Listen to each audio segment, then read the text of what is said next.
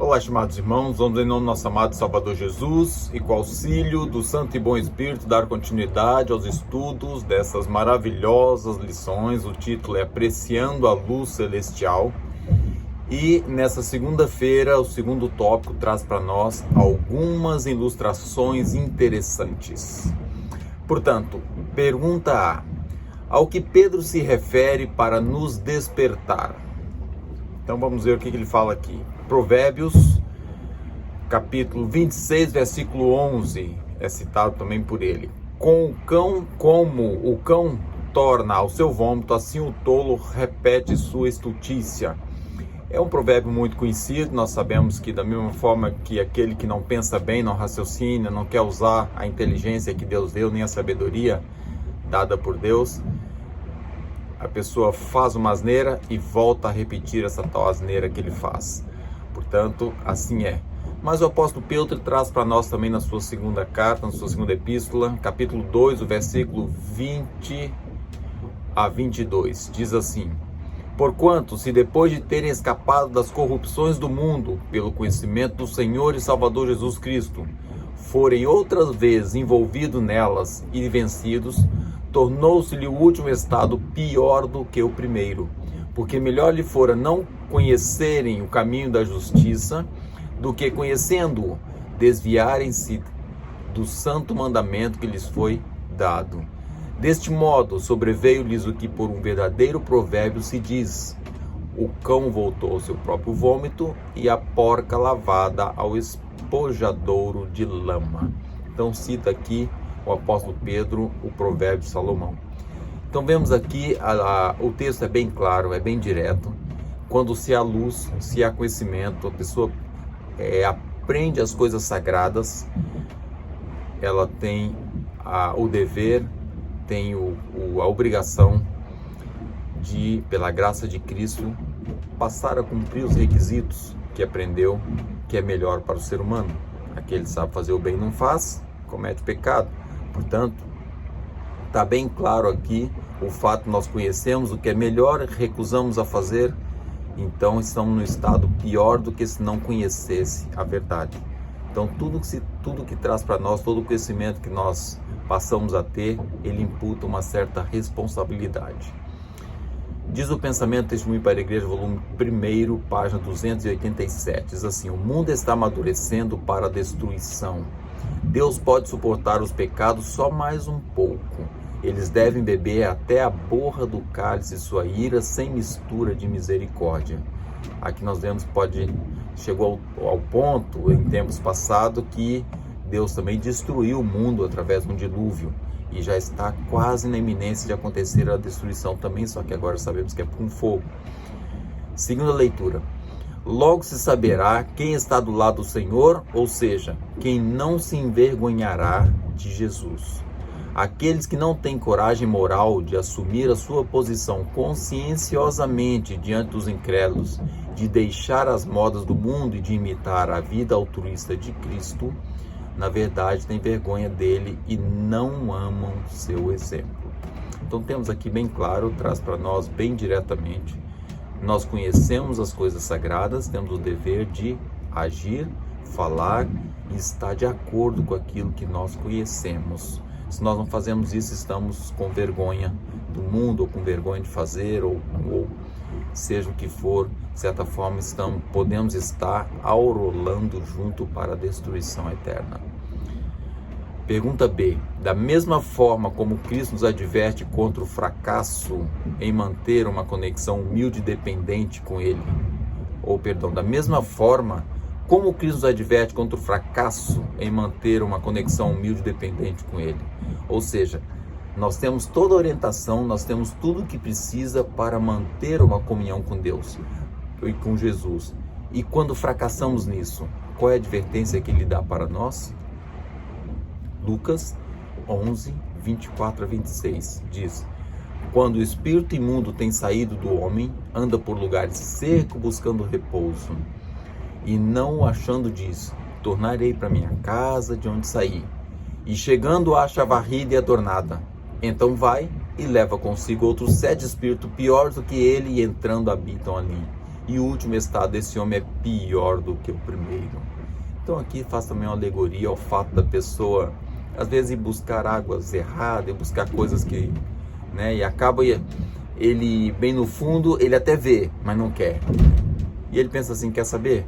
Vou voltar para onde eu estava, lá estava melhor, mas já tem conhecimentos maiores, já tem mais luz, mas pensa, não, isso para mim não serve, vou voltar. E é mal, não é a melhor circunstância. Continuando a leitura da Pena Inspirada, agora no Comentário Bíblico, volume 5, páginas 1093, diz algo realmente bastante esclarecedor, mas ao mesmo tempo traz também consigo as tais responsabilidades e conhecimentos que nós devemos saber.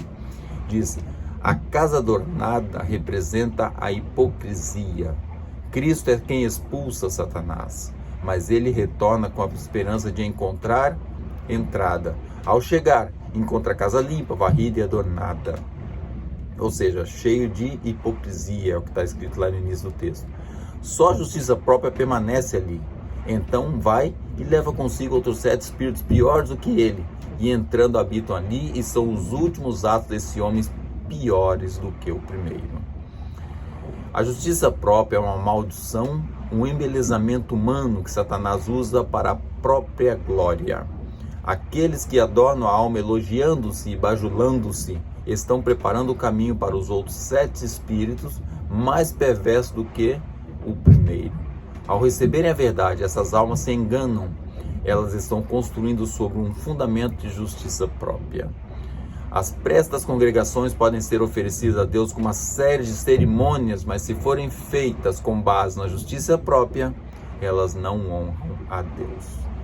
O Senhor proclama: declararei a tua justiça e as tuas obras, pois elas te serão inúteis. Apesar de toda a exibição e da casa adornada, Satanás entra com uma tropa de anjos maus e toma o controle da alma para ajudar nesse engano ou no engano.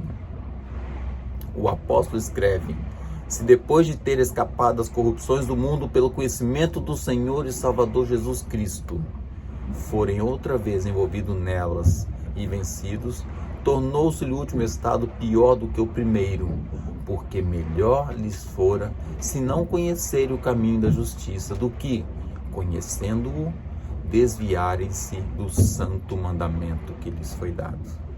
Irmãos, o texto é muito esclarecedor, o texto é muito claro. Se há povo que conhece das veredas de Cristo, do caminho que deve andar, das coisas sagradas, tudo o que ele deixou para ser salvo, somos nós reformistas. Nós temos todo o evangelho, todo o conhecimento necessário para sermos salvos. E muitas vezes,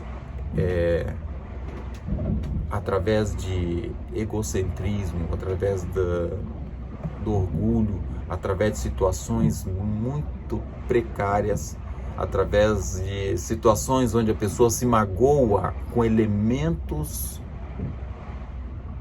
que fazem parte do corpo da igreja, ou que está junto, não vou dizer fazem parte, talvez o termo esteve errado, mas que está junto. Nós temos joio, temos trigo. Ou até numa falha de alguém que está, nós somos uma igreja militante ainda, não somos triunfantes vamos ser só na volta de Cristo. E nessa militância, as pessoas erram. E muitas vezes a mágoa tem levado muitas pessoas a essa situação, voltar ao vômito, sair daqui para ir para locais que vai estar mais confortável. E me dói muito na alma, me dói muito ver pessoas saindo do movimento de reforma por mágoa, por queixas, por vários fatores. Mas eu nunca vi ninguém sair do movimento de reforma por causa de doutrina. Por apresentar uma doutrina que dê sustentabilidade para a sua saída. Por reclamações, por mágoas, por tristeza, por desânimo, por comodismo, porque uma circunstância levou ele a uma coisa que acha que aqui deveria ceder e não cede, que o movimento de reforma não cedeu e ele não aceita. Por vários motivos você vê, pode encontrar, mas alguém que chega e prova uma doutrina diferente lá fora não existe. E essas pessoas, infelizmente, enquadram exatamente nesse texto: como o cão torna o seu vômito, assim o tolo repete a sua estultícia. E aqui é bem claro o pensamento inspirado e também o pensamento bíblico de que exatamente a pessoa está no estado muito pior do que se ela nunca conhecesse o movimento de reforma, se ela nunca conhecesse a nossa doutrina. Então é lamentável, mas nós que estamos aqui ouvindo, estudando essa lição, vamos manter o nosso pensamento firme, vamos manter a nossa fé firme, como estudamos na doutrina passada, quando os ventos de doutrina estranha começaram a soar ao nosso lado, que as pessoas se fazem muito amiguinho e começam a trazer informações que não batem certo com a nossa doutrina, com os princípios que nós temos na Conferência Geral, com tudo que nós, os estatutos que nós temos para a nossa religião. Quando começar a nossa volta, fuja, porque são secretários autênticos do diabo, como diz lá a nota, são autênticas pessoas, como se fosse o próprio Satanás, né, que está lá escrito. Então, irmãos, vamos manter firme a nossa fé, vamos olhar para o alto, vamos olhar para Jesus, vamos olhar para lá para frente, porque a nossa salvação está muito mais perto do que já esteve.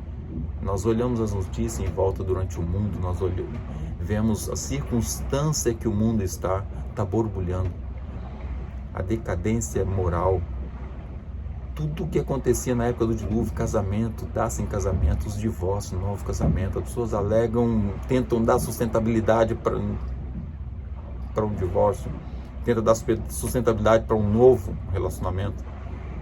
Tudo isso está envolvido normalmente no orgulho, não baixou a guarda, não recorreu a Cristo, não quis dar seu trabalho de recuperar um casamento e vários outros aspectos doutrinários.